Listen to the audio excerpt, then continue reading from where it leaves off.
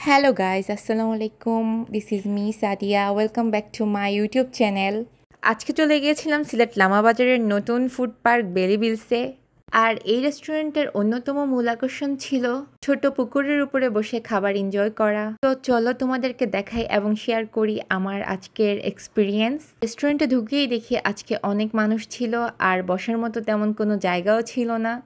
আর যেহেতু এটা একটা ফুড পার্ক, সো এখানে অনেকগুলো স্টল ছিল। আমি তো ঘুরে ঘুরে প্রত্যেকটি স্টল দেখছিলাম। আর এখানে স্ন্যাক্স থেকে শুরু করে কফি এবং বাংলা খাবার, সব ধরনের খাবারই এখানে অ্যাভেলেবেল ছিল। সো প্রথমে গিয়ে কনফিউজড হয়ে যায় আসলে কোথা থেকে খাবারটা অর্ডার করব। দেখো গাইস, কত সুন্দর প্লেসটা। বিশেষ করে তাদের এই আমব্রেলা দিয়ে ডেকোরেশনটা যে করেছে সেটা আমার কাছে ভীষণ চমৎকার লেগেছে। পরে চলে গিয়েছিলাম খাবার অর্ডার করার জন্য। আর দেখো কত কত অপশন ছিল।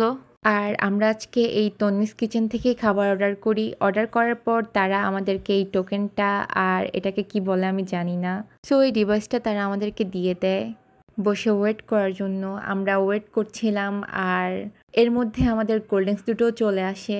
অর্ডার করেছিলাম দুটো মোজো। তবে খাবারের জন্য বেশিক্ষণ ওয়েট করতে হয়নি, অর্ডারের পরপরই কিছুক্ষণের মধ্যে চলে আসে। আর অর্ডার করছিলাম আজকে এই peri peri chicken juicy set মেনুটা, আর সাথে অর্ডার করেছিলাম একটা চিকেন নাগা সাব স্যান্ডউইচ। আর তাদের প্রেজেন্টেশনটা দেখতে ভালোই ছিল। তবে যদি আমি ফুডটা রিভিউ করি তাহলে রেটিংস দিব 8/10। তবে তাদের এই পেরি পেরি চিকেনটা অনেক বেশি টেস্টি ছিল এবং জুসি ছিল। তারপর অন্য আরেকটি স্টল থেকে আমরা ক্যাপাচিনো কফিটা অর্ডার করি এবং এখানে বসে ওয়েট করছিলাম কখন কফিটা তারা সার্ভ করবে। অ্যান্ড ফাইনালি কিছুক্ষণের মধ্যে তাদের কফিটাও দিয়ে দিল। আর এই কফির টেস্টটাও ভালোই ছিল, আরেকবার ট্রাই করার মতো অবশ্যই। তারপর এখানে আমরা কফি খাচ্ছিলাম। কফি খাওয়া শেষে ভাবছিলাম নেক্সট কি করা যায়, যেহেতু আমাদের আজকে কিছু কেনাকাটা করার কথা ছিল। সো ভাবছিলাম এখান থেকে বের হয়ে আমরা একটু আড়ংয়ে চলে যাব। আর যেহেতু বাহিরে আজকে অনেক গরম ছিল, সো ভাবছিলাম একটা জুসও নিয়ে নিই। পরে এই জুসটা যাযাবর প্রিমিয়াম থেকে নিয়ে নিয়েছিলাম। সো গাইস, এটা হচ্ছে এই রেস্টুরেন্টের মূল আকর্ষণের জায়গাটা।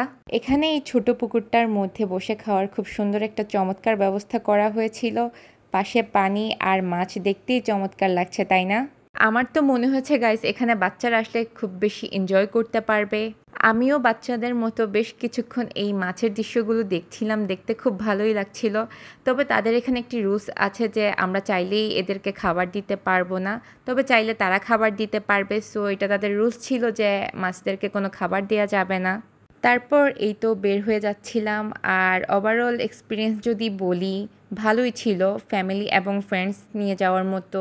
তারপর জুসটা হাতে নিয়ে আমি বের হয়ে যাচ্ছিলাম আর এখানে একটা রিক্সায় উঠে পড়ি। আজকে বাহিরে যেমন গরম ছিল তেমন অনেক জ্যাম ছিল। বেশ কিছুক্ষণ এই জ্যামের মধ্যেই আমার সময় কাটাতে হয়। বেশ অনেকক্ষণ পরে এই জ্যামটা ছাড়ে। তারপর এই যে দেখতে পাচ্ছ কিছুটা জ্যাম ছুটে এসেছে। এরপর চলে যাচ্ছিলাম সেই আড়ংয়ে। আড়ং থেকে আজকে আমার বেশ কিছু কেনাকাটা ছিল, সো চলে গিয়েছিলাম আড়ংয়ে। আর আড়ংয়ে এসে এই সেকশনটা তো তোমাদেরকে দেখাইতেই হবে, কারণ এটা হচ্ছে আমার সবচেয়ে পছন্দের সেকশন। আর এখানে আসলে আমি কোনো না কোনো কিছু নিয়ে যাবই। আজকেও তাই হয়েছে। এখান থেকে আমার যা যা ভালো লেগেছে সবগুলো আমি নিয়ে নিয়েছি। আর তোমাদের জন্য কিছু সুন্দর সুন্দর ক্লিপস অ্যাড করে দিলাম যাতে তোমরাও দেখতে পারো। তারপর বাসায় চলে এসেছিলাম। বাসায় এসে দেখি আমার বাচ্চাটা এভাবে গা মেলে দিয়ে সোফার মধ্যে বসে আছে। অ্যাকচুয়ালি সে আমার ওয়েট করছিল আমি কখন বাসায় আসবো। সো আমি যখন বাসায় থাকি না, সে এভাবেই ওয়েট করে আমার জন্য। বিষয়টা আমার খুব ভালো লাগে। সো গাইস, এই ছিল আমার ওভারঅল এক্সপিরিয়েন্স অ্যান্ড ব্লগ। তোমাদের কাছে কেমন লেগেছে ব্লগটা অবশ্যই কমেন্ট করে জানিও এবং প্লিজ আমার চ্যানেলটা সাবস্ক্রাইব করে দিও। দেখা হবে পরবর্তী ভিডিওতে। আল্লাহ হাফেজ।